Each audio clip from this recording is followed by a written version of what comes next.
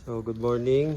We have sets of BP44 Bosch injection pump here from Nissan Patrol and then from the Urban Estate CD30, and then this one the YD25 NB350. So meron silang differences. Unang-una, para malaman mo kung talagang yung injection pump mo is akma dun sa engine na nakuha mo sa kasa or nabili mo, para hindi ma-switch yan ng mga mekaniko, meron silang mga naka-stamp na numbers, and bukod doon sa numbers, meron din silang dot na stamp. So makikita nyo yan dito sa injection pump, like this one, same number, it is number 14, and then this one same number 14, but the difference is this one, the dot one, located here, and then this one is located here, the dot.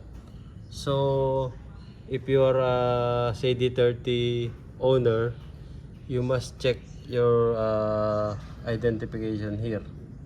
Better make a stencil. So like this one 16, and then this one is 13, this one is 8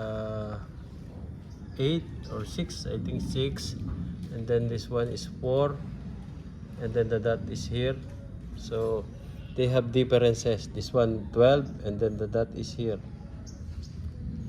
So you cannot change kung alam mo tong mga stamps na yan.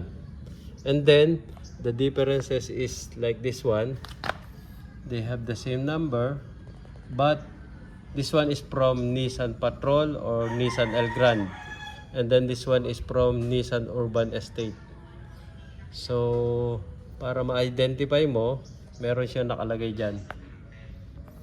Kapag ka Nissan Patrol or Elgrand or YD25, lahat ng mga engines na merong map sensor, kasi minsan naman may Patrol, Nissan Urban may turbo pero wala talaga silang map sensor. So ang difference nila is ito 400, and then yung Nissan Urban 419. Yun ang pagkakaiba nila. Ito from factory setting, galing sa planta, yan yung nilalabas nila. Pero once na ito ay na-rebuild na, halimbawa ni-rebuild na siya ng Bosch, so pwede na nilang ipalit-palit yan. Kasi ang pinapalitan lang kapag nire-rebuild is itong part na to, yung kanilang PCU or pump control unit.